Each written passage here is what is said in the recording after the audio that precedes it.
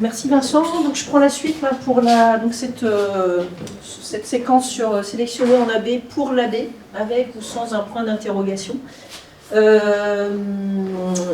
donc, comme tout à l'heure, ce que je vous propose, c'est vous garder vos réactions, commentaires, questions, notez-les bien, et puis on prendra un plus gros taux d'échange à la fin des 3 interventions.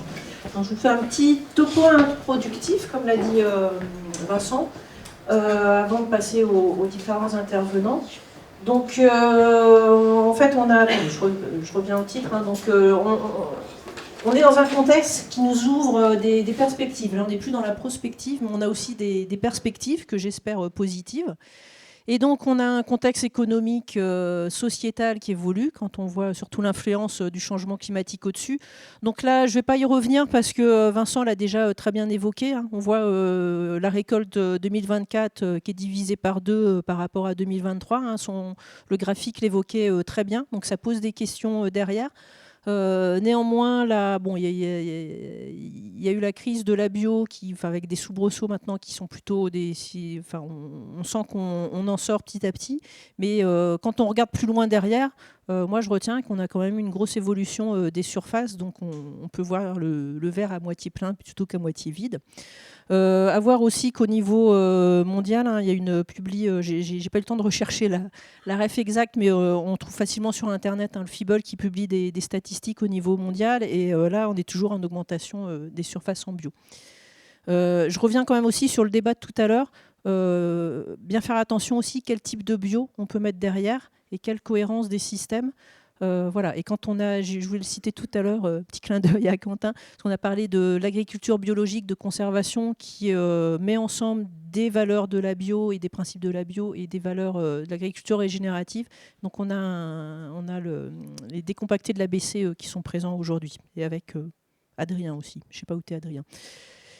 Voilà. Ça évolue aussi au niveau de la demande des agriculteurs. Donc là, j'ai juste remis en illustration. C'est un petit clin d'œil aussi au travail mené à UBS et les COP adhérentes sur un atelier qu'on avait fait en 2021 dans le cadre du projet européen LiveSeed, en se posant la question, c'est quoi des variétés AB, adaptées à l'AB, cultivées en AB.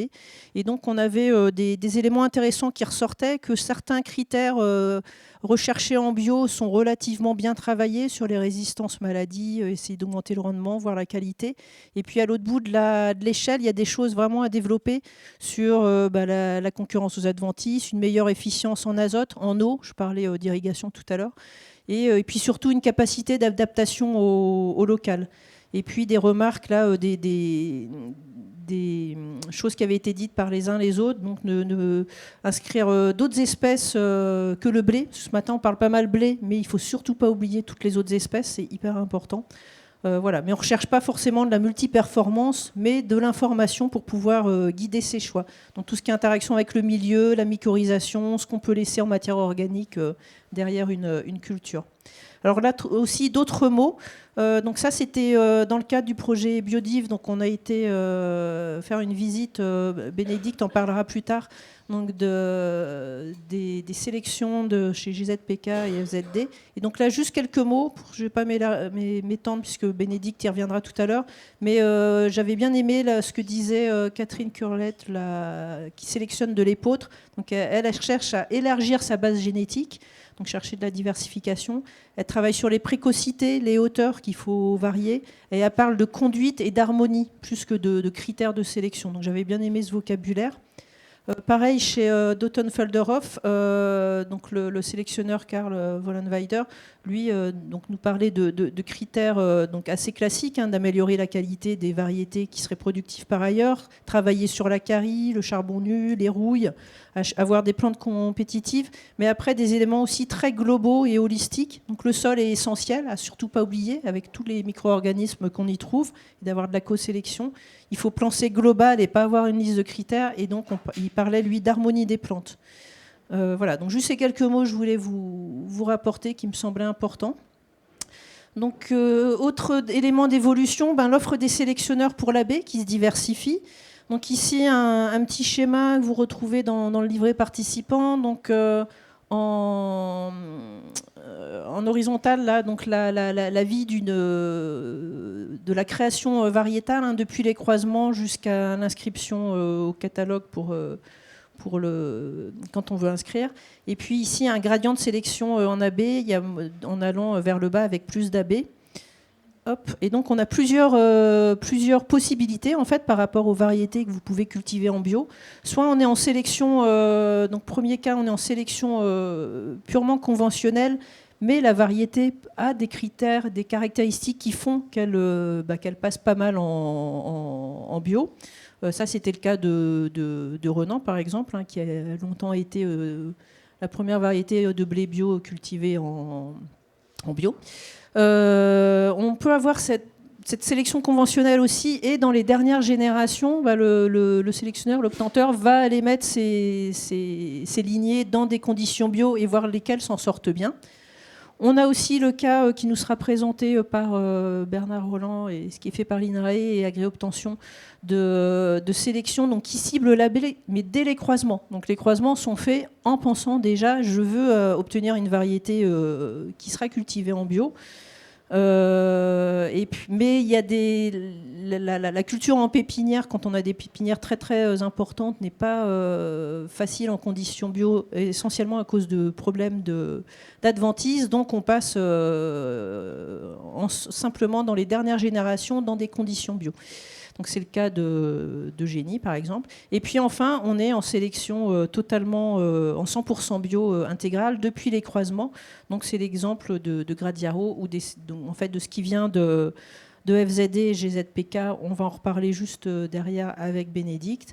Et en France, en sélection 100% bio, on n'a pas grand-chose encore, si ce n'est qu'on va aussi parler ce matin de l'initiative de Select Orvilliers. Et voilà.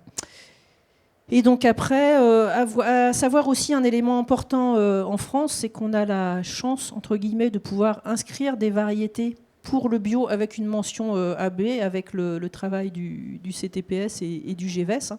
Donc quand on est dans un cas classique, une variété de blé pour l'inscription, elle doit passer des épreuves de DHS, distinction, homogénéité, stabilité, et des épreuves de VAT. Donc là, on va au champ et voir ce que ça donne en valeur agronomique, technologique.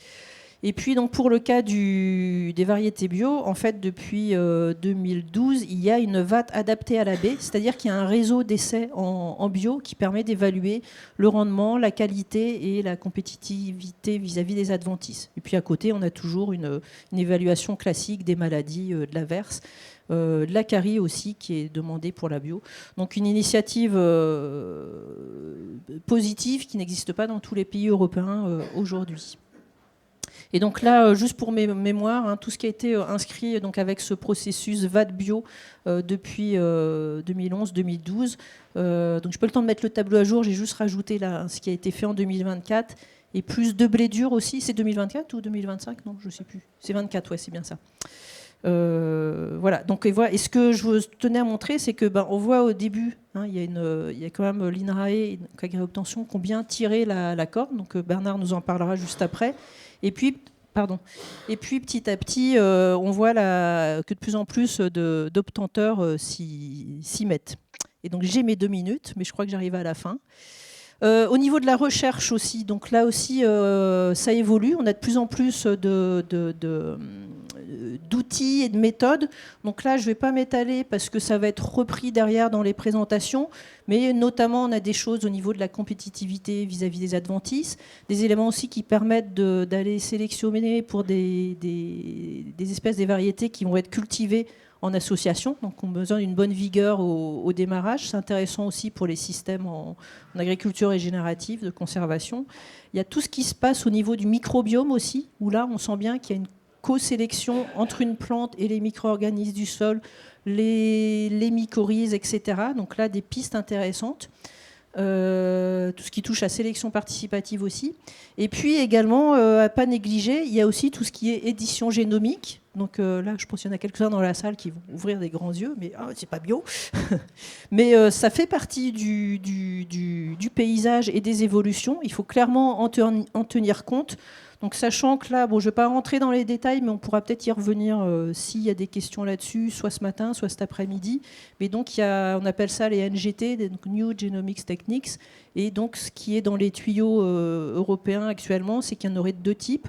Donc les NGT2 qui seraient qualifiés d'OGM, donc là clairement non acceptés en bio, et les NGT1 qui permettent d'avoir des... Je dis sûrement très mal, mais il y a d'autres spécialistes dans la salle, notamment du ministère. Je ne sais plus où tu es.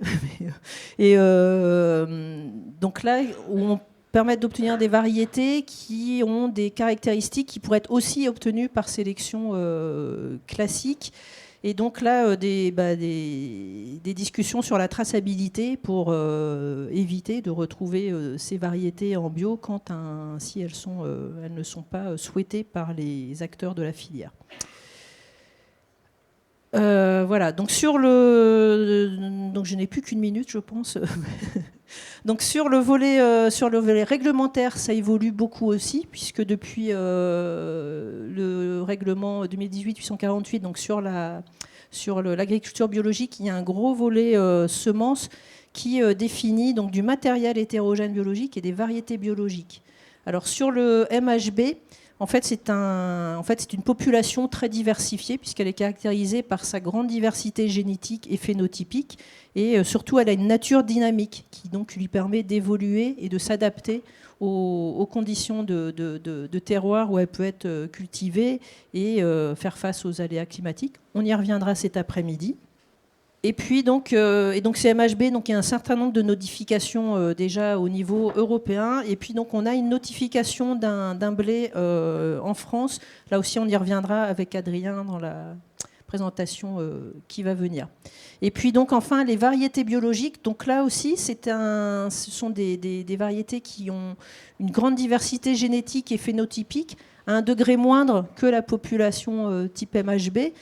Puisque là, on peut avoir une description de la variété, c'est-à-dire elle répond aux critères DHS, donc de distinction, de stabilité et d'homogénéité, si ce n'est que ce critère H peut être assoupli pour répondre aux besoins de diversité génétique et phénotypique qui apportent de la résilience. Et donc, bien sûr, elle doit être sélectionnée en AB, avec tout un tas de questions qui se posent sur qu'est-ce que ça veut dire sélectionner en AB, avec quelle méthode, sur combien d'années, les parents, d'où ils viennent, leur histoire, et la certification, est-ce qu'il faut certifier un processus de sélection ou pas. Donc là, il y a 7 ans d'expérimentation en cours au niveau européen pour décider de ces différents points. Et voilà, et donc ça c'est juste le schéma, vous retrouvez aussi dans le livret qui résume très bien les différents chemins d'inscription. Et c'est bon. Et donc, voilà, on va suivre avec les 3 présentations. Donc, d'abord, Bernard Roland de l'INRAE à Rennes, qui va nous parler donc, de ces sélections qui ont été inscrites en catalogue avec la mention AB par agré-obtention, et avec Noémie d'Interbio Bretagne qui complétera aussi sur les valorisations qui peuvent être faites. Bonjour. On vous demandez peut-être qu'est-ce que je fais encore là. Je remplace Rémi Perronne, le collègue donc, qui prend la suite à Rennes sur la partie sélection, notamment sur la partie bio. Au passage, c'est Florian qui a dit tout à l'heure, je crois en intro, avec nos petits bras. Effectivement, avec nos petits bras, on n'est pas très nombreux. Et un des éléments avancés par Poux et Aubert dans le scénario TIFA, ils disent quand même que si on fait le même effort en R&D pour l'agroécologie, on va avoir des progrès spectaculaires. Si on fait le même effort qu'on a fait pour la modernisation de l'agriculture dans les années 60, quoi. C'est que un des handicaps qu'on a, c'est que en fait, il y a plein de points très insatisfaisants, mais c'est normal, on n'y a pas travaillé. Et d'ailleurs, pour preuve, quand nous on s'est mis à sélectionner pour l'agriculture biologique, quand on a inscrit Génie, c'était, je crois, 110% des témoins. Et Gwen, c'était quasi 120% des témoins. Enfin, quand on cherche, on trouve, surtout là où on a peu cherché, quoi. Et donc, 25 ans de sélection à l'INRA, puis à l'INRAE depuis le changement de la fusion en 2020. Donc moi, je J'essaye de résumer 25 ans en quelques minutes. Et ensuite, avec Noémie, donc on va parler d'une tentative de valorisation régionale, sachant qu'on bosse avec plein de gens qu'on ne citera pas. On va essayer d'en citer quelques structures, quelques personnes quand même. Avec IBB Interbio Bretagne, en fait, c'était l'échelon régional avec lequel on a travaillé dès le début des années 2000. Et c'est important aussi dans ce monde bio d'échanger, de discuter. Et combien de temps il me reste, hein? Donc, il y a des éléments de contexte et puis il y a une continuité historique aussi. Si on remonte il y a le vieux rapport Poli, une agriculture à valeur ajoutée biologique maximale. Il faut citer Philippe Viau aussi, c'est une personne très importante avec sa troisième voie là, et son bouquin de 1999. Et il y avait la révolution doublement verte. Après, il y a eu l'agroécologie. Là, c'est quand même un peu la confusion parce que c'est tout son contraire. Enfin, voilà. Et cette affirmation de Valérie Masson-Delmotte, aujourd'hui, la bascule vers l'agroécologie est la condition de maintien de la capacité de production de l'agriculture. Et donc, nous, on voit l'agriculture biologique comme un prototype de l'agroécologie. Et donc, la variété, donc la génétique, c'est une des clés. C'est un des leviers pour des systèmes agricoles innovants, économes et productifs dans une dynamique d'agronomie intégrale. Ça, c'est un super propos de Chevassus et Griffon, l'agronomie intégrale. Et ouais, alors là, vous utilisez beaucoup le terme de conventionnel. En fait, conventionnel, faut quand même. En fait, conventionnel, ça veut dire qui n'est pas bio, mais c'est comme de dire Paris et province, quoi. Et en fait, la province, c'est nous, on vient de Bretagne, ça peut être la Corse, ça peut être le Nord, enfin voilà. Et donc, du coup, là, c'est l'exemple du blé de temps d'hiver, mais ça vaut pour pas mal d'autres grandes cultures.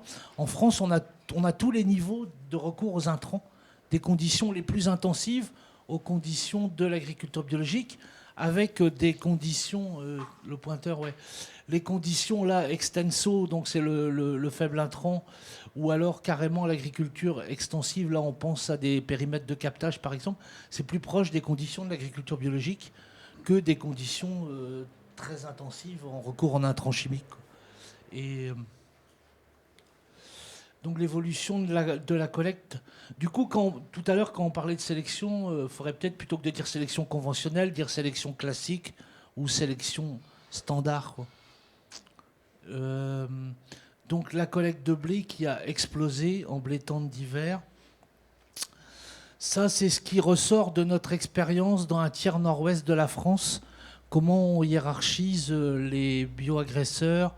Et après, qu'est-ce qu'on va prendre comme critère ou caractère majeur en sélection, sachant que plus il y a de caractères à améliorer, moins on avance séparément sur chacun de ces caractères. Et après, il faut voir où est-ce qu'on peut jouer. Est-ce que les dommages donc, sont importants ou beaucoup ou pas du tout? Et la lutte agronomique, est-ce qu'elle est possible? Des fois, par la rotation, il suffit on prend le cas du piétin échaudage, par exemple. À Rennes, il suffit de 2 années sans paille et il n'y a pas de souci de piétin échaudage. Et puis, donc, sur certaines maladies, ça va être vraiment très fortement le levier génétique. C'est le cas de la rouille jaune, par exemple. Sur d'autres, ça va être plus intermédiaire. Par exemple, dans le cas de la septoriose, on va se retrouver avec quand même une moindre pression du fait qu'on a moins de disponibilité en azote. Et donc, un schéma de sélection qui mixe faible intrant et agriculture biologique. C'est un peu le même schéma qu'on trouve chez ZD en Autriche et puis chez les collègues d'Agroscope. Et donc ici, vous avez les premières années en pépinière. L'idée, c'est qu'on évolue, que les collègues vont évoluer dans les années prochaines pour essayer de voir si on peut faire la pépinière sans herbicides. La difficulté, c'est qu'une pépinière, c'est comme un jardin.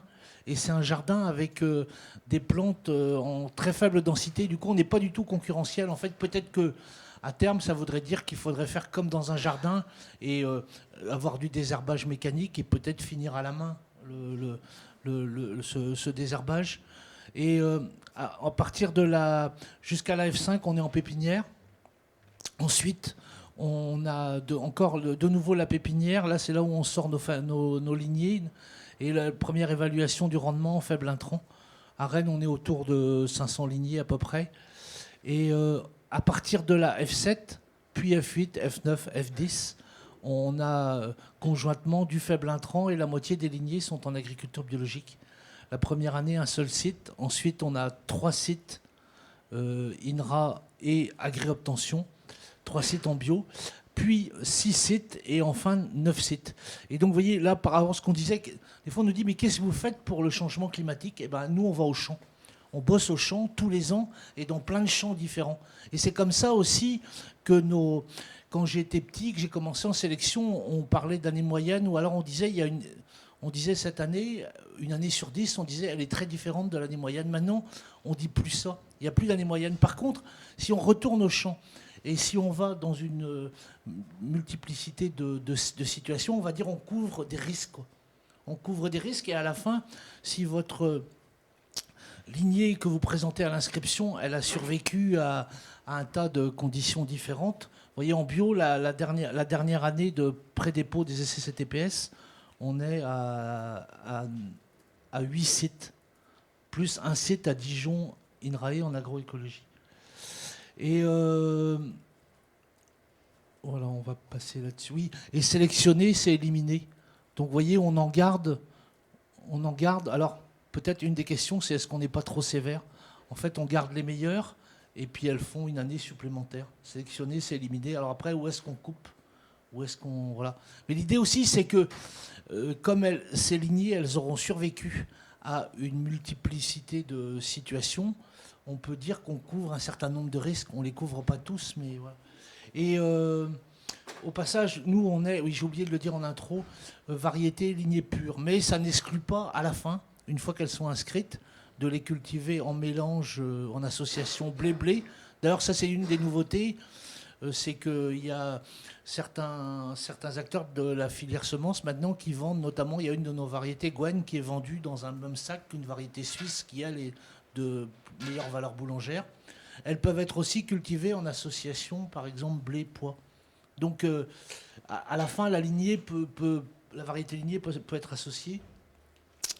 Et la sélection coopérative, donc depuis 2012, en fait, sont venus vers nous les partenaires des COP biohistoriques. Il y avait Corab, Cosebi, Biocer, qui disaient mais on n'a pas assez de bonnes variétés, travaillez plus pour nous, quoi. Et du coup, on a mis ça en place depuis 2012.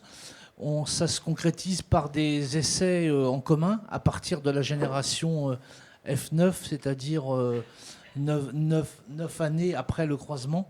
Et puis des réunions au champ, des visites d'essais et une discussion au moment où on choisit les lignées au mois de septembre. Et on a fait évoluer les orientations du schéma de sélection en étant à l'écoute des filières. C'est pour ça qu'on a appelé, c'est pour distinguer de la sélection participative, en fait c'est de la sélection coopérative. En fait il y a un partage des tâches entre nous, INRAE, Agri-Obtention qui sommes sélectionneurs, et puis par contre la demande qui est ouverte et on met nos travaux en discussion. Et on a testé, depuis 2012, on a testé 120 lignées et on a inscrit 10 variétés en mode AB. Une illustration de ce qu'on peut voir, la variabilité qu'on a en agriculture biologique. Là, c'est à Rennes. On a nos essais chez les Mogisques avec de la mandardière à passer. C'est les meilleures terres de l'Ouest, des limons profonds du bassin rennais. Et une ferme en polyculture élevage laitier. Là, tout à l'heure, il était question de la place de l'élevage. Mais là, avec de l'élevage bovin laitier, on boucle les cycles. Et c'est aussi comme ça que la fertilité revient par le fumier composté. Il y a 3-4 ans de prairies temporaires avec graminées légumineuses. Après, il y a soit un maïs, soit une betterave, soit un colza qui reçoit le fumier composté. Après, nous, on vient avec le blé, après une céréale secondaire dans laquelle, sous couvert, va être semée la prairie. Et ça boucle.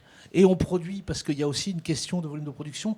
Alors, ce que j'ai aussi pas dit tout à l'heure, c'est qu'il y a différentes voies en sélection, évidemment. Et nous, on est plutôt sur les circuits moyens et les circuits longs. C'est-à-dire les productrices et les producteurs qui font leur revenu en vendant du grain et non pas en vendant du pain. L'un n'exclut pas l'autre, c'est complémentaire. Mais vous voyez, mais c'est aussi faut avoir ça en tête. Et vous voyez la variabilité des rendements dans cette ferme. On va de 30... on va on va retenir 40, ça se balade entre 38 quintaux et le record c'est 73 quintaux. Ça c'est l'essai variété ITAB, maintenant ça s'appelle le réseau Expébio, avec une partie de l'explication qui est liée avec le reliquat d'azote. Mais vous voyez dans cette même ferme, avec une rotation équivalente, on se balade en gros entre 40 et 70 quintaux, ça c'est l'effet de l'année sur un lieu. Là, merci Agnès sur une idée de Laurence. On l'avait jamais fait, mais là vous avez aussi, c'est presque la même séquence. Là, c'est tous les lieux. Vous avez de bas en haut, d'après les rendements, on doit avoir la zone sud, la zone centre et la zone nord. Et donc c'est les essais, le réseau ITAB qui maintenant s'appelle Expébio. Et vous aviez la variabilité des rendements, vous avez l'effet de l'année, l'effet des lieux. Et ce qu'on retrouve, en fait, on aurait pu superposer ça. Je sais pas, il y avait des cartes de France dans les classes, c'était souvent en primaire, les régions agricoles. Et là où vous aviez marqué blé, en fait, c'était des terroirs à blé. Et comme il n'y a pas d'intrants chimiques en agriculture biologique, on retrouve en fait la fertilité des milieux et aussi les effets des années. Et avec on a tout, on peut aller de 10 quintaux. Alors à un record absolu pour nous c'est un essai à 108 quintaux, je précise, c'était pas un essai INRAE, c'était un essai Arvalis, chambre d'agriculture. Et voilà 25 ans de sélection. Donc on a fait évoluer. Au début on croyait que la demande c'était seulement des blés panifiables supérieurs, hauts et couvrants, compétitifs des adventices, avec l'idée d'améliorer le rendement. En fait, il faut produire en bio et il faut produire plus. Ça, c'est un vrai enjeu.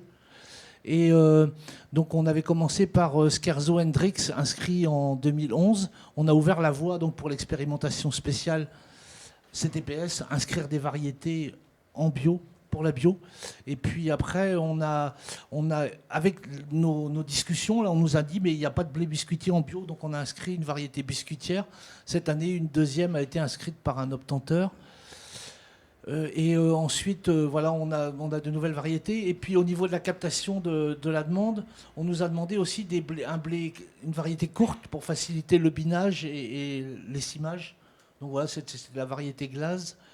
Et puis là, actuellement, on a un blé soft pour meule de pierre qui est en deuxième année de CTPS. Et donc, quelques enseignements, c'est qu'on peut généraliser les semences non traitées, y compris en faible intrant. Ça, c'est un acquis de la bio. Quand on a des bonnes semences, on peut se passer de traitement. Et on a une hiérarchie qui est propre aux conditions de l'agriculture biologique par rapport aux maladies à privilégier en sélection. Le risque jaunisse nanisante via les pucerons, il est très limité avec nos semis de novembre. Par contre, on a un risque taupin, notamment dans notre rotation prairie. Tout à l'heure, il manquait quelques barres. En fait, il y a des années, nos essais, ils ont été fusillés par le taupin, quand même. Donc là, l'azote, c'est le facteur limitant principal. L'azote, parce que l'azote organique, ça ne fonctionne pas du tout avec des cultures d'hiver. En fait, le sol est froid, donc ça ne marche pas. Et la variété, c'est l'assurance panification sur une large plage de protéines, comme il n'y a pas d'azote apporté pour lisser les conditions. Et le progrès génétique sur le rendement en AB, on l'aura si et seulement si il y a un compromis avec la filière. Ça peut être une des discussions du jour sur le jugement de la valeur en panification et pas sur la seule valeur en protéines, quoi. Sinon, on n'augmentera pas le rendement. Et sinon, le retour d'expérience, on bosse aussi sur le triticale en bio, c'est que ça va très très bien sans herbicides. Et du coup, on peut revenir vers les systèmes économes en intrants en disant, vous voyez, on pourrait se passer d'herbicides. Nous, on est constamment à faire des allers-retours entre les systèmes désintensifiés et la bio. Merci Bernard.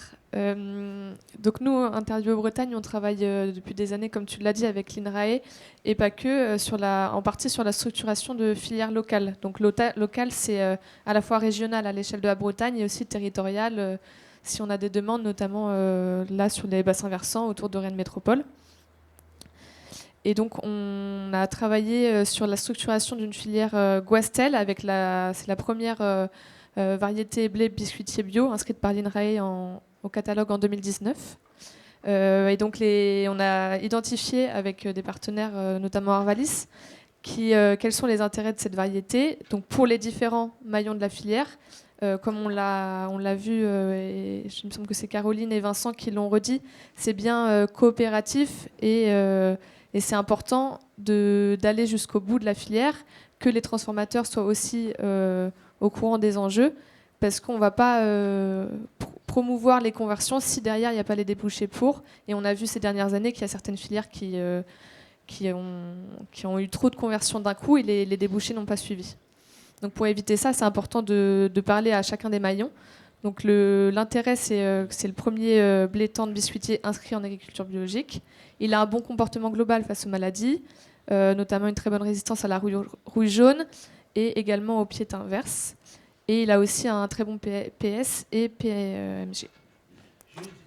Je peux glisser un truc par rapport. Il y a une dérogation pour l'inscrire grâce à Ubios, parce que vous aviez fait un courrier en disant qu'il y avait qu'en fait il y avait des demandes tous les ans pour que une variété conventionnelle soit vendue en bio, et du coup c'est l'insistance du BIOS en disant faut qu'on ait vraiment une production en agriculture biologique qui nous avait permis d'inscrire Guastel. Et donc l'objectif, c'est d'augmenter la production sur les prochaines années. En 2024, donc à l'automne 2023, il y avait eu 11 hectares emblavés pour 37 tonnes.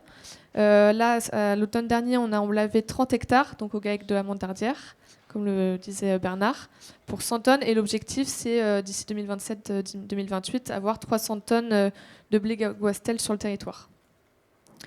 Et donc, nous, de notre côté, on cherche des débouchés.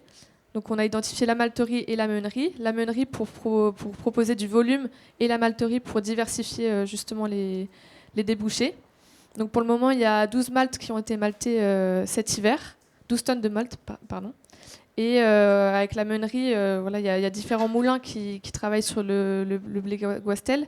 Il y a notamment la minoterie Pruneau qui a 400 kg de farine produite et qui aimerait les redistribuer aux biscuitiers breton, et la malterie via des brasseurs. Alors on rencontre quand même des difficultés avec les biscuitiers qui se contentent de blé qui vient de France, partout dans la France, et qui sont moins sensibles de n'importe où, et qui sont moins sensibles à cet aspect local. Et pour eux, à partir du moment où ils transforment le blé dans leurs entreprises, ça va être de la transformation bretonne, et c'est sur ça qu'ils s'appuient. Et donc ils ont beaucoup moins cette sensibilité aux fondamentaux de la bio, en fait, qui est le local. Donc les meuneries se posent la question de développer leur propre paquet de farine avant par exemple dans les Biocoop ou d'autres supermarchés. Sur cette histoire de biscuits, là, en fait, ils jouent sur le local.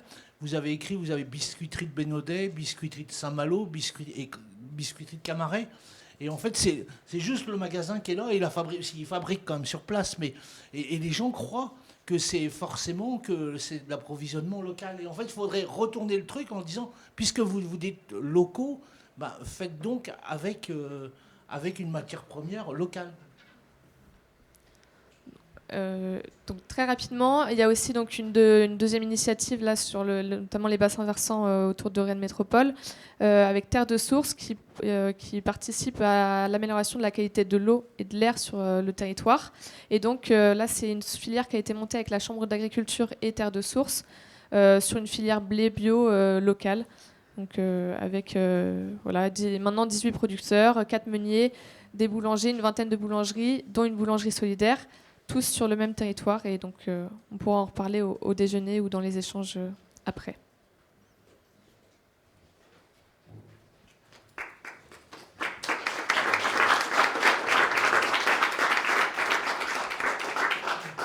Voilà, donc merci. Donc notez bien vos questions, et puis peut-être quelques applaudissements en plus parce que Bernard part à la retraite. Donc c'est voilà.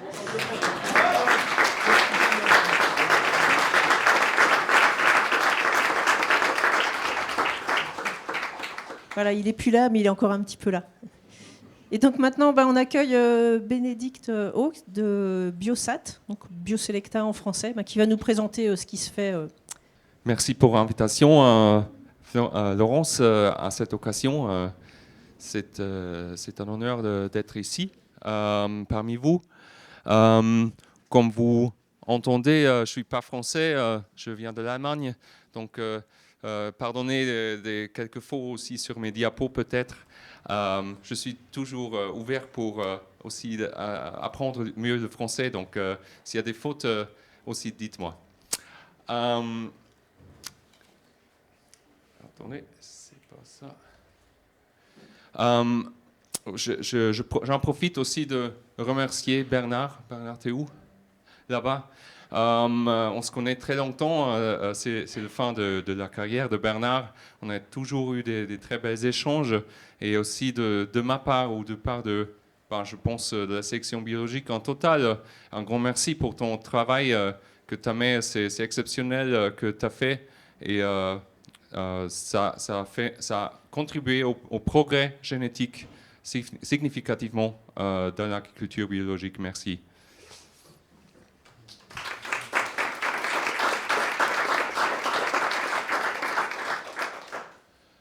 Mon intervention, je l'ai baptisée variété bio et biodynamique, un facteur de stabilité dans un environnement variable.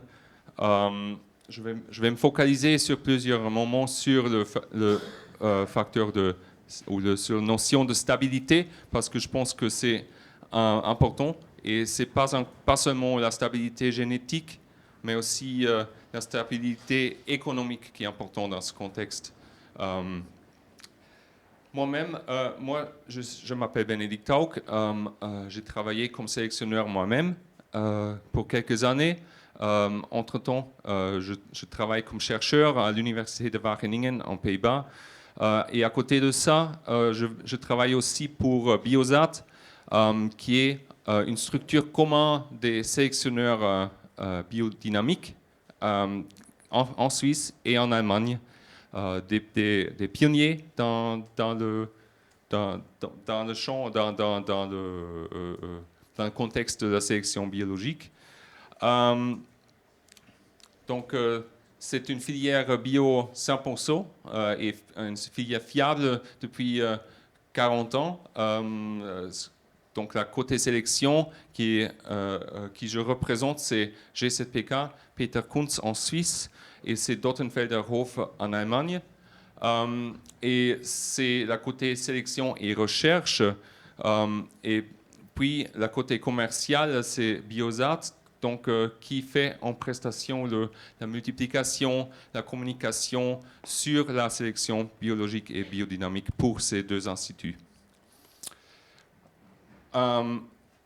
On sélectionne sur ces cultures-là, donc le blé, l'épeautre, donc les cultures d'automne, le blé, l'épeautre, le seigle, l'engrain, l'amidonnier, l'orge, triticale et aussi les pois, mais pas seulement, aussi pour les cultures de printemps, aussi le blé, l'épeautre, l'avoine, l'orge et aussi le maïs de population. Nos équipes, donc en droite en haut, c'est l'équipe de Peter Kunz en Suisse, et en bas, c'est l'équipe de Dottenfelder Hof près de Francfort en Allemagne. Donc en total, c'est 30 salariés, 15 à 20 stagiaires, donc c'est quand même une quantité de gens significatifs qui travaillent sur ce domaine, sur cette génétique. Notre financement, c'est plutôt sur des fondations. Il y a pas mal de fondations biodynamiques et anthroposophiques en Allemagne et en Suisse, et c'est 85% de nos financements vient de ces sources-là, et le reste, c'est via des royalties. Donc, le tâche qu'on a, c'est vraiment de livrer la génétique qui est nécessaire pour l'agriculture biologique. Notre sélection, comme Laurence a déjà mentionné, c'est la sélection 100% bio. Dès le début, ça commence avec des croisements. Vous voyez deux types différents de schéma de sélection. Je ne vais pas aller dans les détails. À gauche chez Dottenwälderhof et à droite chez Peter Kunz en Suisse. Une spécificité du Dottenwälderhof, c'est qu'ils ont une sélection CARI. Et pour ceux qui ne savent pas ce que c'est une maladie qui est transmise par les semences. C'est important d'avoir une sélection de résistance en agriculture biologique parce qu'on a peu de moyens pour lutter contre cette maladie. Donc, c'est important d'utiliser le levier génétique dans ce contexte. Quelques comparaisons des variétés. Donc, on a des variétés paysannes ou aussi MHB, je les compte un peu là-dessous maintenant. Les variétés 100% bio, les variétés pour le bio et les variétés dites conventionnelles, parce que j'aime pas trop cette expression non plus, Bernard. Et je vais pas trop aller dans les détails. Donc, plus ça veut dire c'est une grande stabilité, moins ça veut dire c'est absent. Les points à retirer ici, c'est surtout que les rendements et la stabilité des rendements, mais aussi la qualité boulangère, ça c'est très important de livrer de la génétique qui fonctionne bien sous conditions bio avec nos programmes de sélection.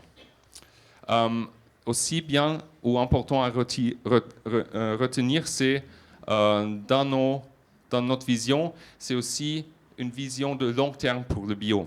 C'est-à-dire qu'on n'est pas là pour l'opportunisme ou parce que le bio c'est chic en année et plus chic l'autre, mais on est vraiment là pour le long terme, pour soutenir la démarche de l'agriculture biologique en long terme.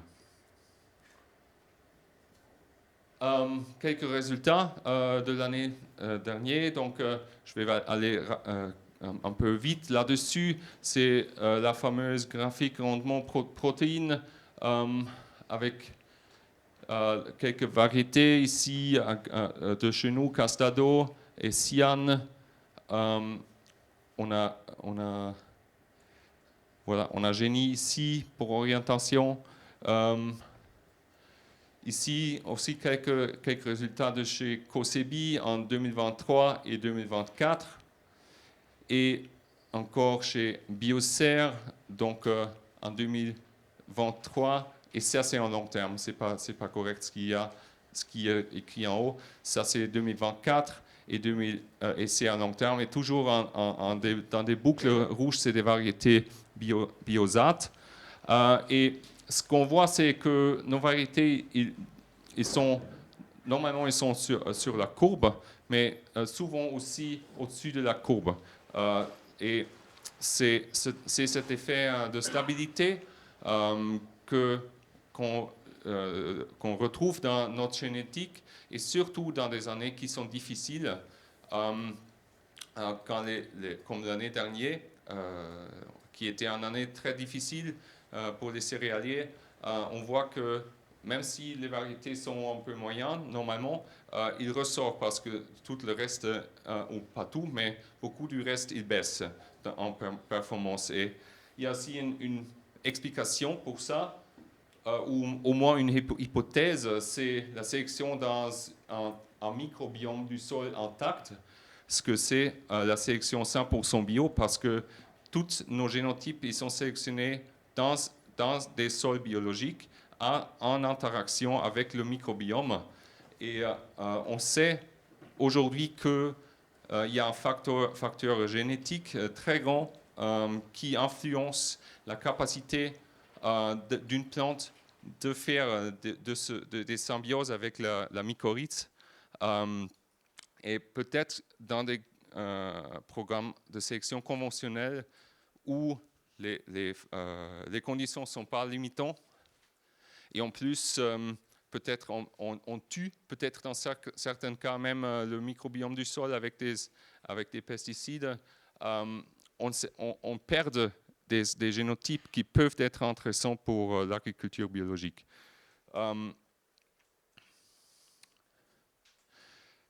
Donc on sélectionne pour des variétés classiques, on va dire, pour des lignées, mais on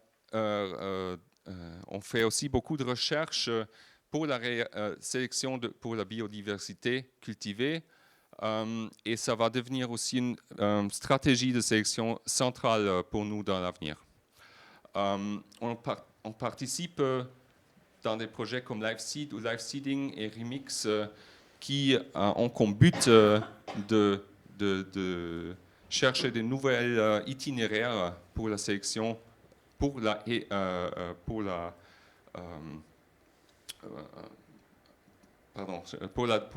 biodiversité au champ, pour des cultures associées, pour des mélanges variétaux. Donc on participe au projet européen et au projet national aussi. Notre engagement, ça finit par là. On est très actif aussi au niveau politique parce que c'est important. Par exemple, le projet LiveSeed et LiveSeeding, je suis sûr que ça n'aurait pas eu lieu si on n'avait pas fait du lobbying aussi au niveau européen, de l'Union européenne. Alors, on participe à EcoPB, ce qui est le consortium européen pour la sélection biologique. Vous voyez qui est présent aussi dans cette consortium-là. C'est nous ici, Dottenfelder-Hof et GCPK. Et on a des positions très claires. On dit non aux OGM. On ne trouve pas que c'est quelque chose qui est nécessaire. On dit aussi non au CRISPR-Cas, qui est des nouvelles des NGT que Laurence avait mentionné avant. Donc on fait un lobbying actif au niveau Union européenne contre ces techniques-là. On fait du lobbying pour des techniques compatibles à IFOAM, au règlement IFOAM. Et on n'est pas seulement contre, mais aussi pour. Donc aussi les règles que Laurence avait mentionnées sur les variétés biologiques avec une test comment est-ce qu'on dit ça? DHS, merci. Un test DHS avec le H souplé, ça vient aussi partiellement de cette consortium-là et des gens qui s'engagent là-bas. Donc, ce qu'on fait aussi, c'est d'établir une alternative au système de sélection industrialisée pour l'agriculture industrialisée, avec ces règles pour les variétés biologiques et les règles pour les MHB. OK, merci beaucoup. S'il y a des questions, je ne sais pas s'il y a encore de temps ou on a après du temps. On a du temps après. OK, merci beaucoup.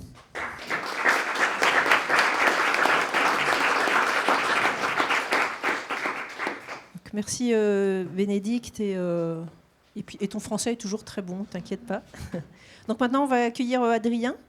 Bonjour à tous. Donc, je vais faire une présentation sur le projet de création variétale que j'ai nommé Selector-Villiers.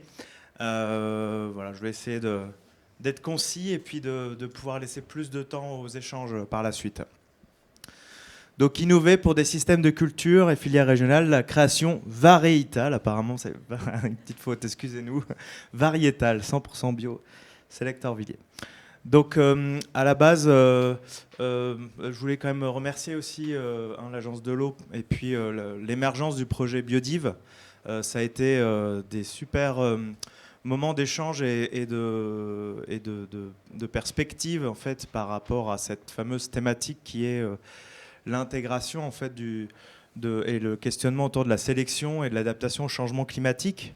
Donc, comme ça a été mentionné par les différents acteurs juste à présent au sein de la matinée, on voit bien que les enjeux sont très conséquents et que les acteurs qui permettent de travailler ces sujets-là sont peu nombreux. Et donc, le potentiel, pour autant, est là.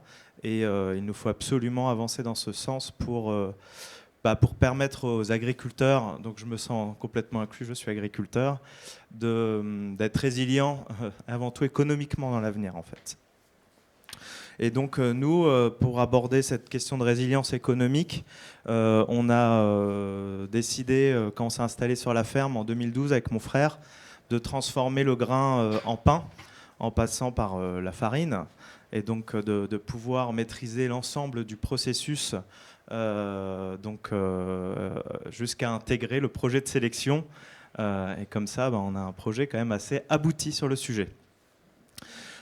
Et donc l'ensemble des thématiques que l'on a développées sur la ferme sont vraiment dans des thématiques de optimisation, innovation, voilà, on fait de la R&D, on est une équipe de passionnés, et ce qui nous a permis en fait en une grosse dizaine d'années de passer à 2 personnes, moi et mon frère. Aujourd'hui on est plus de 15, on a un magasin de producteurs, on fait 1,6 tonne de pain par semaine, voilà, il y a toute une émulation qui se crée sur notre territoire, et cette émulation elle est née aussi du fait même de changer le regard sur le champ de blé. Quand on traverse les plaines céréalières, aujourd'hui, on a du mal à imaginer qu'on va manger ce qu'on voit dans les champs. Et le fait de transformer le blé en farine, en pain, de le vendre aux voisins, de le consommer nous-mêmes, ça donne aussi toute une dimension en fait, différente de juste un acte de production céréalière. Et ça fait beaucoup réfléchir, ça donne énormément de sens au métier. Mais en même temps, il y a beaucoup de questionnements qui sont là et qui sont compliqués à mettre en œuvre en fait, pour se projeter vraiment dans un avenir serein. Et donc le projet de sélection, il est né vraiment donc, de ce constat qu'en tant qu'agriculteur, on n'avait pas de génétique adaptée pour aller chercher des performances en bio dans notre territoire, dans notre terroir. Et également aller chercher des performances dans le process de panification, dans un process donc de panification au levain, où en fait on cherche à hydrater au maximum la pâte. C'est ce qui permet de conférer au pain une aptitude à la garde, et donc avoir un pain qui se garde, il faut pouvoir hydrater la pâte au maximum, et donc il faut que la farine soit en mesure d'accepter une forte hydratation en peu de temps, pour que le process de panification se déroule de manière économiquement viable également. Voilà, donc c'est une réflexion globale qui est née sur la ferme, qui a permis la création du projet de création variétale, avec aussi un passé sur la ferme, un historique autour de cette thématique de sélection, parce que mon grand-père travaillait avec un sélectionneur au début du XXe siècle, qui était après la maison Benoît Semence, qui s'est fait racheter par Syngenta dans les années 2010. Et cette historique sur la ferme avec les grands-parents fait que ça a permis aussi, nous, de se dire en fait, que c'était aussi possible de faire de la sélection. Les sélectionneurs, en fait, au début du XXe, c'était des paysans. Donc, quelque part, pourquoi pas recréer un nouveau cycle. Donc, créer des nouveaux blés adaptés à nos besoins, voilà, ça veut dire énormément de critères. On cherche le mouton à 5 pattes, c'est presque mission impossible, mais comme le disait Bernard, quand on cherche, on trouve. Voilà, donc on cherche. Donc on parle de performance agronomique et de performance dans le process de panification, qui va même peut-être jusqu'à la réflexion de la digestibilité par rapport à la thématique du gluten. Voilà. Donc c'est un projet 100% bio, de la fourche à la fourchette, et Selector Villiers ne représente dans nos activités qu'une partie émergée de l'iceberg. Voilà, on intègre aussi des pratiques agroécologiques comme l'agroforesterie. Là, en 2017, on avait la première plateforme de sélection 100% bio en système agroforestier, n'est-ce pas? Parce que c'est vrai que dans les systèmes agroforestiers, si on a des arbres qui font 20 mètres de haut, finalement, on modifie aussi le microclimat pour la plante cultivée, à savoir ici le blé. Et donc, en fait, par exemple, en Chine, il y a des programmes de sélection sur le régla en système agroforestier depuis plus de 40 ans, parce que on peut aller chercher des performances de sélectionner dans tel ou tel système. Et c'est là ou aussi sélectionner 100% en bio, pour moi, ça a énormément de sens, même si on ne peut pas le matérialiser par des références scientifiques, de dire est-ce que ce serait mieux de le faire ou pas.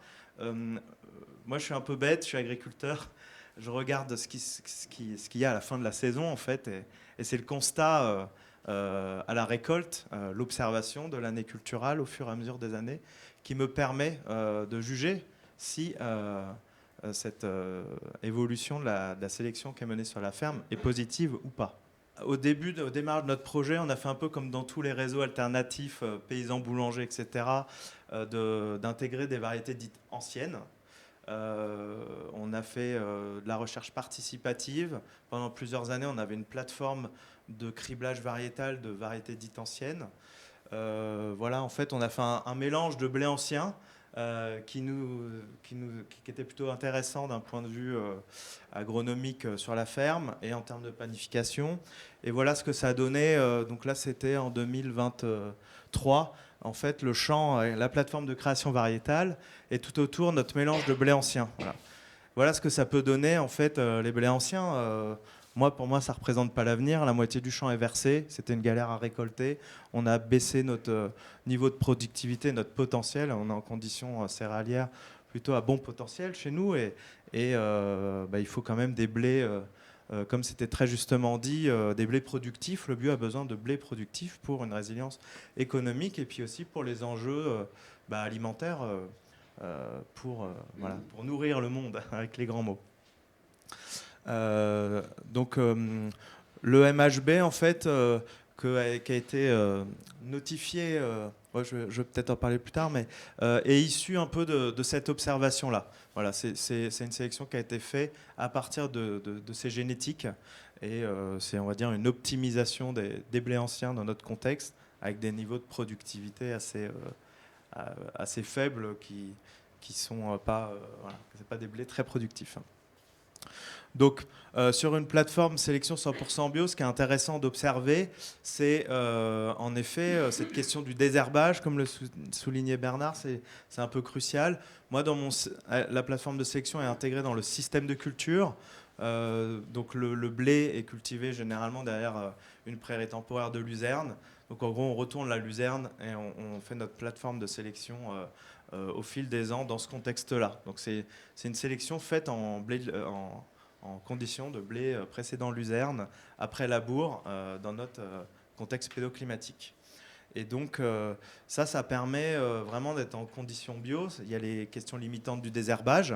Mais du coup, sans désherbage, finalement, on observe aussi des choses intéressantes, des comportements de plantes qui peuvent être donc en interaction avec les adventices, se comporter de différentes manières. On peut avoir aussi des choses intéressantes à observer. Nous, sur la plateforme, on observe vraiment des effets aussi, alors moi je dis allélopathiques, mais il se passe des choses dans le sol qu'on a du mal encore il existe très peu de références bibliographiques sur les sujets. Peut-être que c'est en lien donc, avec le microbiome des plantes, la mycorhisation, etc. Mais on peut avoir des variétés en fait, qui ne sont pas forcément couvrantes, exubérantes d'un point de vue végétatif, mais où on observe moins d'adventices que d'autres. Alors, ça, c'est de l'observation, voilà, vraiment typique dans nos conditions. Et c'est des éléments qui nous permettent aussi d'avancer dans notre process et notre projet de création variétale. Donc ça reste un petit projet de création variétale. Selector Villiers, c'est à l'échelle d'une ferme, avec très peu de moyens. Mais j'arrive quand même à avoir une équipe de stagiaires et on essaye de réaliser le plus possible de croisements entre les différentes variétés qui sont issues de notre historique et également issues du réseau Expébio. Et on fait un gros brassage du vivant le plus possible. Voilà. Et après l'année de croisement, donc il y a plusieurs années dans le processus de sélection. Nous, on travaille principalement en bulk. Donc on fait des bouquets de sélection que l'on ressème au sein de micro-parcelles. Et après, donc, si on va sur l'obtention de lignées, on va aller chercher les belles plantes que l'on va ressemer épi par épi. Donc cette année, on a une plateforme avec 500 micro-parcelles et environ 7000 épilignes. Un épiling, c'est un épi qu'on ressème sur une ligne d'1 mètre. Donc vous imaginez 7000 fois, donc à notre échelle, c'est un gros travail. À l'échelle d'une station de sélection, c'est un travail normal, on va dire, voire petit. Mais donc voilà, l'objectif du projet de sélection, clairement, c'est de créer des nouvelles variétés pour demain. Donc que ce soit des lignées, que ce soit des variétés population, moi ce qui compte c'est le résultat. Et la problématique que l'on rencontre aussi dans ce projet, c'est le volet économique. C'est de la recherche qu'il faut financer. Et donc le MHB, il n'y a pas de royalties. Donc concrètement, il n'y a pas beaucoup de dépôts à MHB. Il faut bien comprendre que c'est parce que ça ne permet pas de financer la sélection. Donc c'est pour ça que moi je m'oriente aussi vers la création de lignées, dans l'objectif de pouvoir avoir un bénéfice à long terme via les royalties pour financer cette recherche-là. Mais comme le disait très justement Bénédicte, ça fait 40 ans qu'en Allemagne, en Suisse, on fait de la sélection 100% bio et ça représente un faible retour sur investissement, en fait, les royalties, parce que le marché est petit. Donc voilà, c'est une vraie question. Donc le MHB que vous voyez là, il a été intégré cette année dans le réseau XP Bio. Donc c'est une grande satisfaction pour moi de pouvoir faire en sorte que voilà, ce premier MHB français puisse intégrer des sites de criblage variétal pour comparer les variétés entre elles. Donc on va pouvoir avoir des résultats cette année et suite aux résultats pouvoir faire un développement de filière pour faire exister cette population et créer des nouvelles synergies de territoire, sachant que à l'issue de cette présentation, après les questions, vous pourrez déguster un pain réalisé 100% avec ce blé. Voilà. Donc, en guise de conclusion, merci pour votre écoute. On va essayer de pouvoir échanger de vive voix. Vous l'avez compris, donc je profite de cette réunion pour faire un appel aux volontaires de pouvoir créer des nouvelles filières à partir de sélection 100% bio. Voilà, on n'en est qu'au début de tous ces projets-là. Il faut vraiment aller de l'avant parce que s'il y a déjà de la sélection bio qui est 100% bio qui est faite, des agriculteurs qui sont prêts à produire, il reste la filière à développer et réussir à trouver une approche de communication autour de ce travail-là. Et ça, c'est un vrai enjeu et c'est très compliqué. Merci à tous.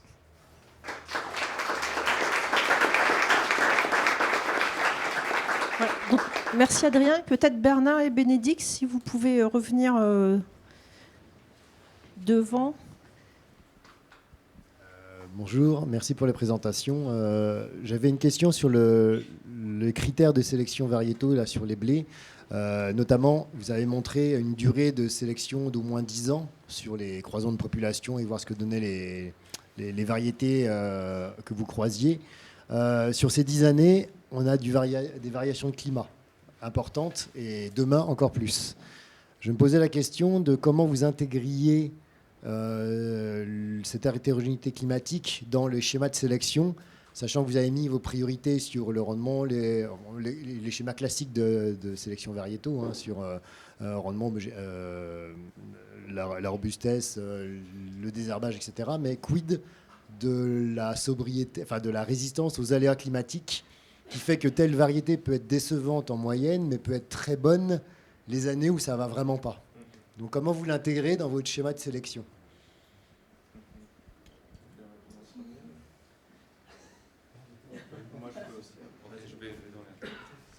À ce moment, tout est axé sur des variétés pures.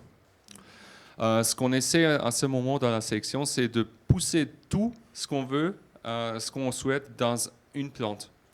Et je pense que ce n'est pas une stratégie qui va fonctionner encore dans l'avenir. Une méthode extrême de ça, c'est des hybrides, des variétés hybrides qui sont très performants, mais c'est aussi une technique pour où, en plus, les OGM, on essaie de faire des super variétés, des super génotypes. Un génotype qui est le atout de tous. Et je pense que ça ne va plus fonctionner dans l'avenir. avec les aléas climatiques, les années qui vont changer. Il y a une théorie d'un chercheur suisse, Samuel Wüst, qui dit que peut-être qu'il ne faut pas chercher les variétés qui sont très stables, mais il faut juste chercher les variétés qui réagissent beaucoup positivement ou négativement sur des environnements et combiner des types complémentaires. Donc des types qui réagissent, qui ont une grande interaction avec l'environnement. Normalement, on jette ça dans la sélection.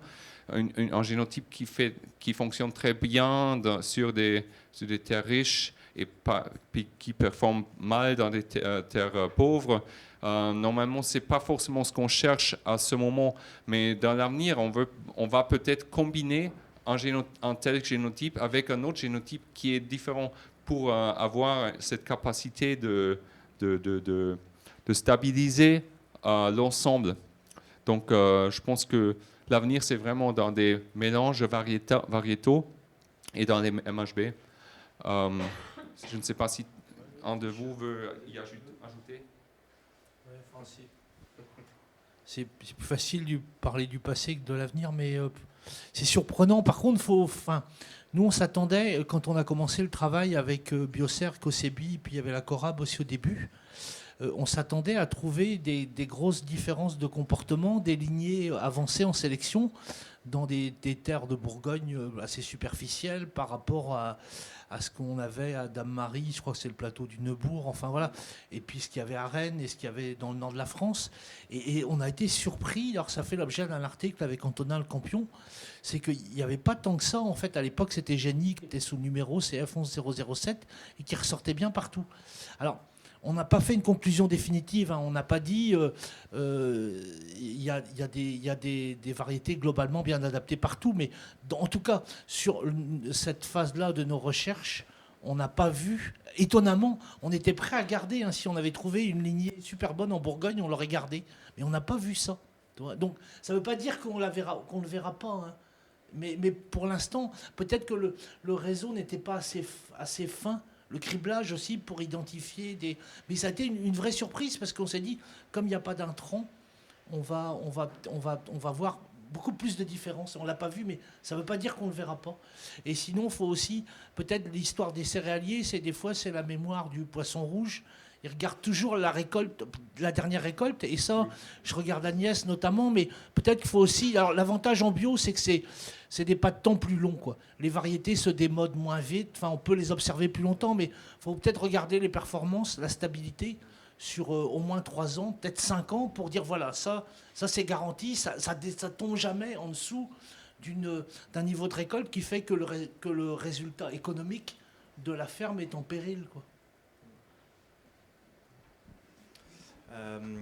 Et puis pour ma part, donc il y a un aspect purement d'aller chercher dans la génétique. Donc ça peut être aussi aller chercher de la précocité, par exemple.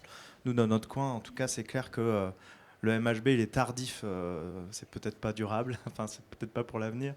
Donc là, moi, j'ai intégré plein de variétés du CIMMYT dans la plateforme pour justement avoir un pool génétique qui permette de générer des croisements pour aller chercher justement des critères de précocité, des critères de conditions plus arides. Et puis après, il y a la dimension aussi sûrement au-delà de la sélection, une dimension plus agro-systémique où il faut aussi intégrer des pratiques, donc on a parlé d'agriculture régénérative tout à l'heure, d'ABC, d'aller dans des process peut-être de co-sélection, de co-breeding avec plantes de service, plantes cultivées, pour en fait apporter de la résilience à l'ensemble du système ferme et donc d'avoir du blé en association par exemple avec de la luzerne, avec une luzerne adaptée à la coculture avec le blé et un blé adapté à la coculture avec la luzerne. On peut aller vers des schémas beaucoup plus résilients en termes aussi de fertilité du sol. Et parce qu'on sait bien en bio, donc la complexité, c'est d'apporter de la fertilité, de maintenir de la fertilité, d'atteindre des niveaux de productivité grâce à cet apport de fertilité. Et là, on sait qu'il faut qu'on travaille de plus avec les plantes, et les schémas de sélection aujourd'hui ne vont pas dans ce sens-là. On sélectionne des plantes de manière séparée, et peut-être qu'il faut essayer aussi d'aller dans des schémas de sélection au sein d'un système de culture et d'une approche agricole. Et c'est ce qu'on essaye de faire aussi avec le réseau national des décompactés de l'ABC. Et si on arrivait à faire le pont entre ces deux mondes, je pense qu'on apporterait énormément de solutions pour l'agriculteur. Là, il y a un champ des possibles qui est énorme et qui est, à mon sens, qui est complètement nécessaire. Et là, il y a un gros travail à faire. Ça ne nécessite pas tant de R&D que ça quand on compare notre économie actuellement. C'est de l'observation, c'est du criblage variétal, c'est déjà commencer par des plateformes de criblage variétaux, en association ou pas. Il y a énormément de résultats à aller chercher, des références à créer qui n'existent pas. Et ça, c'est de la recherche qui coûte quasiment rien, en fait, d'un point de vue sociétal. Et justement, par rapport à ce dernier point, à quel point, en fait, votre expérience a pu essaimer un peu autour, ou est-ce que ça a donné des idées à d'autres agriculteurs sur votre territoire, en fait, pour reproduire un peu ces expérimentations, ou aller chercher d'autres critères dans leur sélection? Est-ce que du coup vous êtes un peu en réseau? Donc j'ai vu Expébio, mais est-ce qu'il y a d'autres agriculteurs avec qui vous travaillez sur cette question? Mais c'est peut-être avec les décompactés. Oui, d'un point de vue agronomique, recherche de évolution des agro-écosystèmes, réduire le travail du sol, travailler en association de plantes dans le réseau des décompactés. Il y a énormément de réflexions, de recherches individuelles ou collectives qui sont au fil des années mis en place, mais le besoin est tellement énorme qu'on est encore à la préhistoire de l'ABC, quoi. Et en termes de sélection, il y a plusieurs réseaux, via les réseaux semences paysannes, d'agriculteurs qui font de la recherche en sélection participative. Voilà, il y a pas mal d'émergences de projets. Mais moi, pour ma part, je suis sur un projet un peu isolé, parce que j'avance, mais je me sens un peu seul. Voilà. Donc, je profite encore une fois d'être ici pour faire un appel justement à être plus collectif dans cette prospective, quoi. Voilà. Puis, de toute façon, je pense qu'on en reparlera aussi de sélection participative cet après-midi. Est-ce qu'il y a d'autres... Ouais, il y a une question au fond. Merci. Adrien Brondel de Biocop. J'ai une question pour Frédéric. Vous avez dit que le modèle de financement, il est à 85% sur des fondations, si j'ai bien compris, et 15% seulement issus des royalties. Est-ce que vous pourriez expliciter un petit peu et juste dire, est-ce que c'est des philanthropes purs qui ont une entrée biodiversité ou agriculture? Est-ce que c'est des industriels qui financent vos travaux de sélection parce qu'ils ont des besoins technologiques particuliers sur des blés ou des farines ou autres? Est-ce que c'est des distributeurs qui sont éveillés et qui ont à l'esprit le bien commun de la ressource génétique? Enfin, si vous pouviez expliciter un peu, sans que ça empiète trop sur la thématique de l'après-midi, mais c'est quand même assez unique comme modèle de financement. Oui, je veux bien expliquer. Si je parle de ces 85% financement des fondations et donations, je parle du part non commercial. Je parle du part G7PK et Dottenfelderhof Biosat. C'est une entreprise privée qui tourne sur les revenus qu'on fait avec les royalties de vente de ces innovations. Une partie des royalties va aussi aux sélectionneurs. Ces structures-là, par exemple, c'est une fondation d'une banque anthroposophique qui a comme but de promouvoir le semence pour l'agriculture biologique. Donc, il y a une fondation où des gens peuvent appliquer pour des projets, aussi pour des projets de long terme, pour soutenir la sélection, parce que il y a ils ont compris que la sélection, ce n'est pas quelque chose qu'on peut financer pour 3 années et au revoir, ça ne marche pas. La sélection, c'est toujours un projet de long terme. Donc, c'est surtout cette fondation-là, mais il y a aussi des donations des privés, des personnes privées qui font une certaine partie. On a essayé d'y inclure aussi la transformation. Un projet qu'on essaie de faire tourner, c'est d'avoir 1 pour 1000 du revenu du secteur biologique, de la transformation dans une fondation pour la sélection biologique. On était presque prêt pour avoir tout réglé avec tous les grands joueurs en Allemagne. Et finalement, c'était Aldi et Lidl qui ont dit non, c'est trop, 1 pour 1000, c'est trop de contributions pour nous. C'est très triste, mais ça ne veut pas dire que c'est fini. On essaye ça parce que je pense, pour la cohérence de l'agriculture biologique, on ne peut pas parler de cohérence si on est dépendant des grands sémenciers industriels et on n'est pas souverain d'un entrant tellement important, la semence et les variétés et la génétique. C'est pourquoi, aussi, Adrien l'a dit, c'est l'invitation aussi de la transformation de toute la chaîne de valeur, de contribuer à la sélection biologique, de soutenir, peut-être former une fondation, de serrer les mains pour que on a une fondation solide de financement pour ces projets-là, parce que ce n'est pas non plus notre but d'être financé de 85% de fondation. Si on regarde le marché de semences en agriculture biologique, des projets comme celui d'Adrien, celui de nous, mais aussi des projets comme chez Bernard, ça fait seulement une toute petite part des ventes de semences en agriculture biologique. Si on pourrait déjà augmenter la quantité des semences vendues de notre innovation, ça aiderait déjà énormément de financer nos projets, de générer des revenus. Mais on a affaire avec des structures très, comment est-ce qu'on dit, incrustées déjà, des ventes, des coopératives qui ont leurs produits, qui ont leurs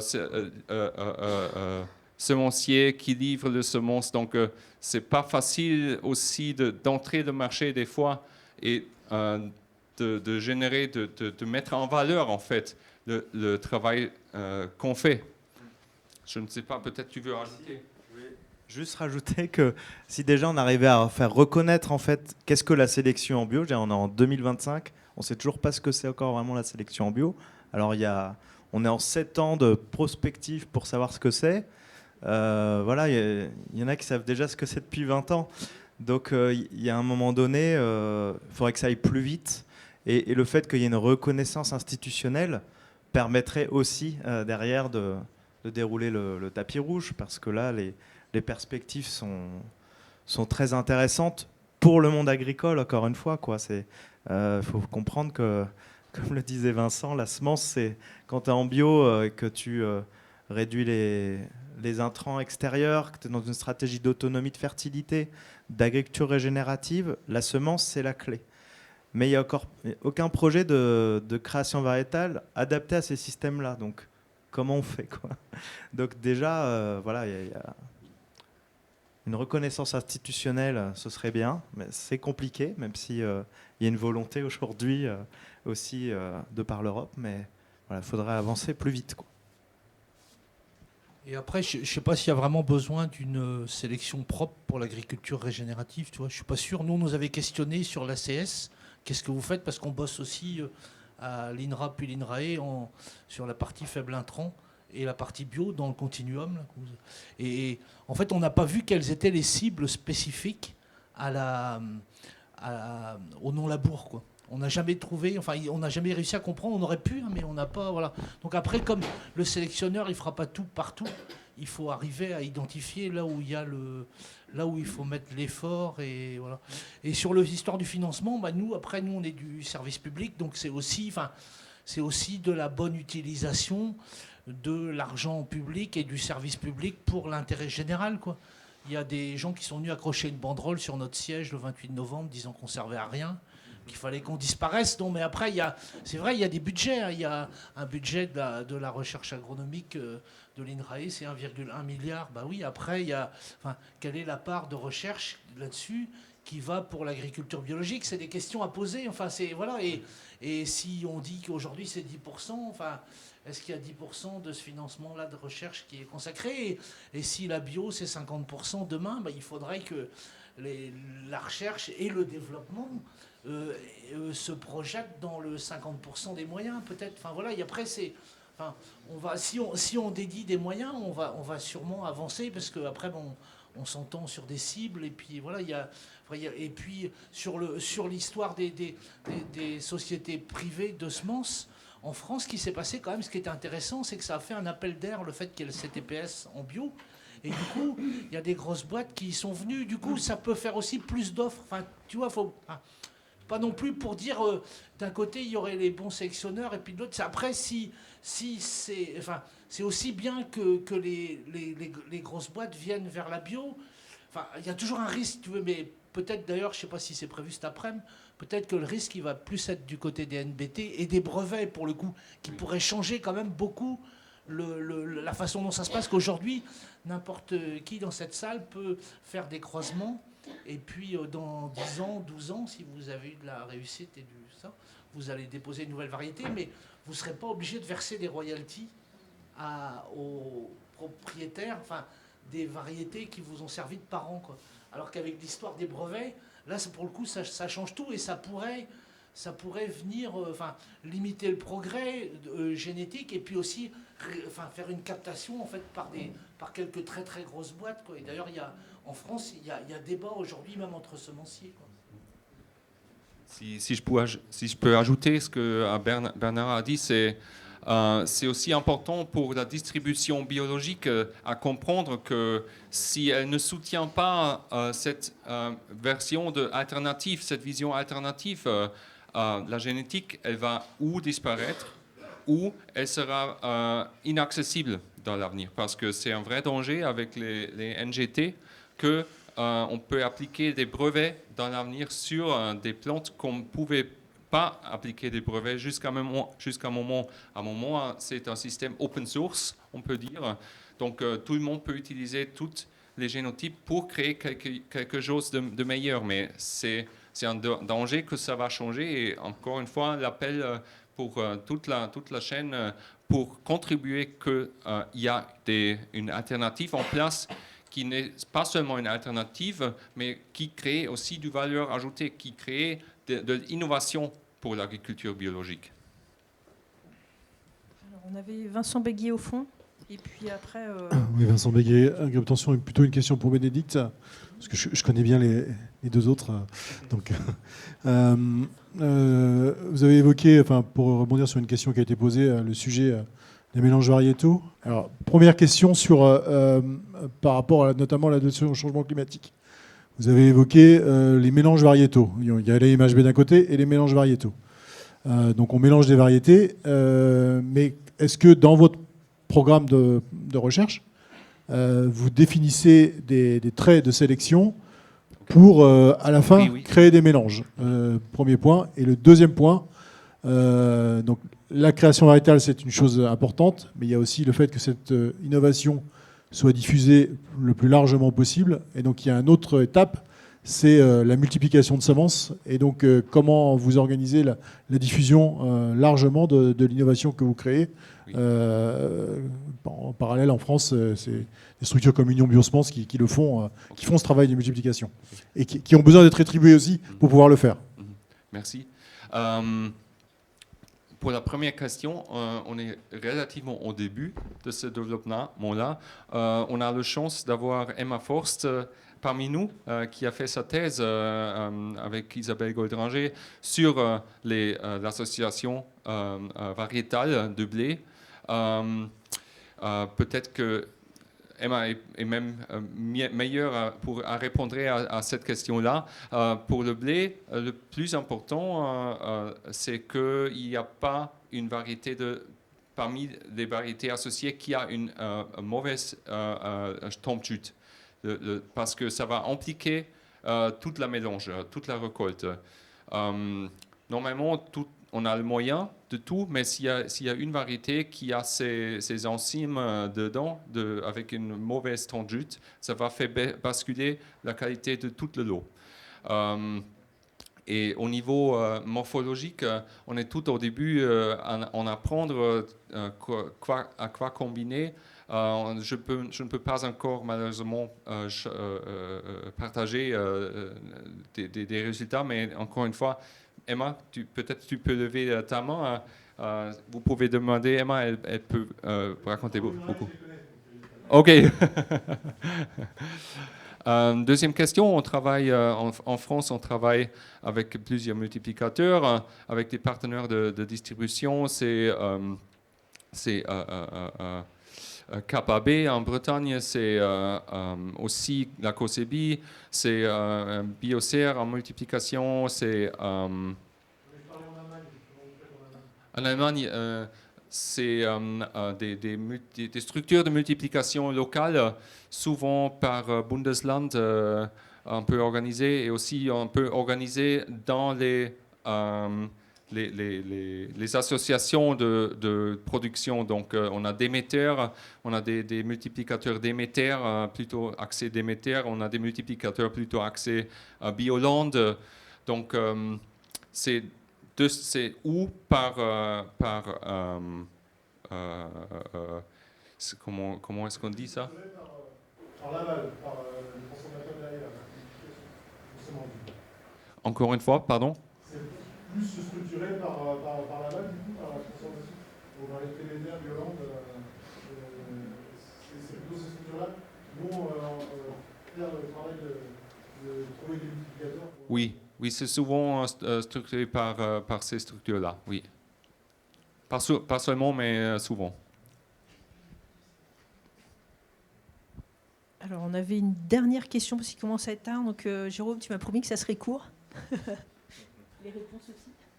Je vais essayer de faire vite. Oui, donc nous, on est sur des terres à petit potentiel. Donc le blé, c'est 10% de notre assolement. Les blés pop ne versent pas chez nous. Qu'en est-il des espèces mineures où nous, par exemple, sur les protéagineux, ça peut représenter sur la semence certifiée 50% du chiffre d'affaires de l'agriculteur, le coût de la semence. Donc il y a une inquiétude de mon côté sur cet aspect-là parce c'est aussi un problème. Et sur le fait que nous on a 25 espèces dans l'assolement Corab, dans presque 80 variétés différentes. Alors les blés, on est beaucoup sur les sélections bio, majoritairement, quasiment. Est-ce qu'il y a des pistes de travail sur les espèces mineures? Donc, je pense aux légumineuses. Et puis après, il y a aussi tout ce qui peut être moutarde, millet. Enfin, après, il y a d'autres questions derrière tout ça. Mais voilà. Et comment nous, petits acteurs, on peut aussi s'inscrire parce que peut-être qu'on est un peu sorti des travaux menés avec l'INRA, parce que le blé, c'était pas notre fer de lance. Donc voilà, on est aussi présent s'il y a des possibilités de rentrer en réseau. Alors Jérôme, je crois que déjà il y a Vincent Béguier à Obtention qui a des éléments de réponse. Est-ce qu'un de vous trois donc sur les espèces mineures et diversification des espèces? Donc sinon Vincent, ouais, si tu peux. Oui, donc je me permets de répondre à ce sujet-là. Sur les légumineuses, il n'y a effectivement aujourd'hui pas de sélection en bio spécifique. Néanmoins, il y a des travaux qui sont conduits en association. Donc ça implique d'être en base intrant, puisque quand on est en association, déjà on a peu de solutions de désherbage. Voilà, donc, et pour que la légumineuse s'exprime, il faut qu'on soit en base intrant. Et donc là, on travaille des idéotypes pour l'association donc céréales protéagineux. C'est des travaux INRAE avec des variétés qui sont déjà au catalogue. Donc je vous invite à les expérimenter en bio. Et ensuite, on va travailler plutôt des traits, chose qu'Adrien a évoqué, hein, donc le fait de sortir très vite, enfin d'avoir une dynamique de croissance qui permette de travailler à la compétition, c'est des choses qui sont dans les programmes de sélection menés en classique, en conventionnel. Et après, pour toutes les espèces plutôt plantes fourragères, il se trouve qu'avant de diriger l'agri-obtention, j'étais sélectionneur plantes fourragères. Donc, pour vous rassurer, néanmoins, la base génétique des plantes fourragères est très très diverse.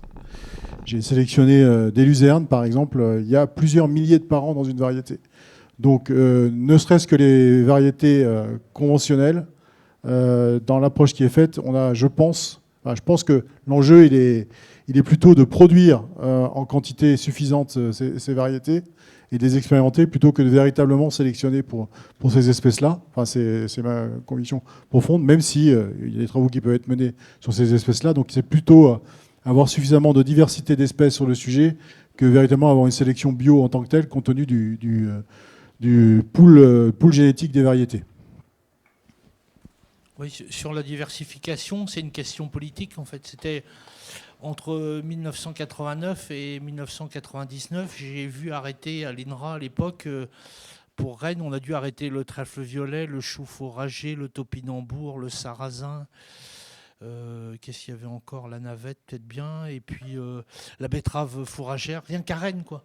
Donc voilà, à un moment, on a pris des décisions concertées sans doute avec des filières en disant on arrête, et puis alors après, c'est repris par le privé ou le coopératif ou pas, mais c'est à un moment, on décide, ensemble, de dire c'est prioritaire, il faut relancer telle ou telle activité. Après, le truc, c'est que, en plus, vous nous regardez quand vous posez la question, mais nous qui sommes déjà très engagés en sélection, on ne peut pas. C'est très compliqué d'en faire plus. Nous, on a la tentation du sarrasin, mais à un moment, on bosse déjà énormément. En plus, on est sur des pointes saisonnières qui sont un peu quand même. C'est des vrais métiers quand même. Et on ne voit pas comment on pourrait faire plus. Donc après, c'est aux établissements, institutions, filières, de voir si. Oui ou non, on démarre. Après, il faut des équipes dédiées. Faut du monde dans les champs et puis voir où est-ce qu'on récupère la ressource. Mais oui, c'est possible avec le pas de temps qui risque d'être d'une dizaine d'années. Bon, sur des cultures de printemps, ça peut aller plus vite si on fait 2 générations. Ok, donc merci beaucoup. Donc, il y avait quelques autres réactions, mais on pourra y revenir cet après-midi, puisqu'on reste bien sur le sujet de toute façon. Donc je pense que vous avez faim. Enfin, moi, en tout cas, oui. Donc, on a un buffet bio. Vous verrez, il y a des petites étiquettes qui expliquent bien tous les petits plats, les petites verrines. Donc, en grosso modo, il y a un petit... Je ne sais pas comment dire. Un petit élément par personne. Et il y a juste sur les salades, je vous transmets la consigne, hein, les petites salades en verrine où il y a soit riz, soit lentilles, où il y a mousse de... betterave et mousse de je sais plus trop quoi. Bon, bref, ceux-là, il y a moite-moite. Donc bref, vous prenez un de chaque et après, c'est Struggle for Life sur les restes, on verra. Mais surtout, pour nous mettre en appétit, donc on a la dégustation des pains faits à base de la farine de MHB. Et donc Adrien, si tu veux dire un mot là sur le pain qui a été livré ce matin. Alors, quittez pas tout de suite la salle parce qu'il y a la dégustation, d'abord l'explication. Je vous tiens en haleine, tout le monde a faim, mais vous allez pouvoir vous venger sur le pain parce que le pain, il y en a plein. Donc voilà, pour ceux qui n'auront pas la chance de prendre des petits fours et des crèmes de betterave. Donc je voulais juste avoir un petit mot par rapport au pain qui a été fait. Parce que le pain qui a été apporté ce matin a été réalisé boulanger par une boulangerie qui s'appelle Ten Bells, qui est sur Paris, et avec qui nous on travaille en tant que fournisseur de farine. Et donc, j'ai demandé à Alice de Ten Bells de nous préparer un pain 100% MHB. C'est un peu une première. Moi, j'ai déjà eu la chance de goûter, mais voilà. Et donc, je lui ai dit, tu le fais comme tu le sens. Donc, ils ont fait plusieurs tests de panification. Et donc, le pain qu'elle a apporté, donc, il y a 12% de levain dedans, donc ce qui est assez peu. 92% d'eau, donc un taux d'hydratation très élevé. La baguette, c'est 60-65%. Donc là, en termes de test panification, si on fait tester le MHB à panification à la levure pour la baguette, peut-être qu'on dira c'est un pain de merde. Mais finalement, pain au levain, c'est un pain plutôt pas mal. Pétrissage mécanique léger, 6 minutes, 2 ou 3 rabats. Rabat, c'est on replie la pâte sur elle-même. Et pointage 4 heures. Voilà. En chambre de pousse pendant 19 heures. Donc on est en préparation du pain le jour J. Cuisson J plus 1. Donc il y a une fermentation longue au froid. Donc vraiment une fermentation au levain. Il n'y a pas de levure, hein, donc 100% levain naturel, quoi. Voilà, cuisson 40 minutes, mais bon, ça c'est... Et donc, voilà, donc vous allez voir, j'ai goûté tout à l'heure, la fermentation a peut-être été un peu trop poussée, parce qu'il y a une petite pointe d'acidité que moi, personnellement, j'aime pas trop dans le pain au levain, et que nous, à la ferme, on arrive à bien maîtriser. Se faire un pain au levain sans acidité, ça nécessite vraiment un savoir-faire et une technicité. Et c'est un petit peu, souvent, il y a plein de gens qui disent j'aime pas le pain au levain, c'est trop acide. Mais on peut faire du très bon pain au levain sans acidité. Voilà. Après, c'est vraiment de la maîtrise, hygrométrie, température, c'est vivant, donc faut savoir faire, quoi. Voilà. Donc bonne dégustation à tous. Merci. Et juste à côté des pains, il y a des endroits où, enfin, il y a des papiers, vous pouvez mettre les goûts que vous sentez, voilà, pour qu'on puisse sentir toute la diversité qu'il y a dedans. Et n'hésitez pas à aller discuter avec le traiteur aussi pour savoir comment ils s'approvisionnent en produits bio et paysans et quelle est leur démarche, parce que voilà, on les a pas choisis au hasard. Merci.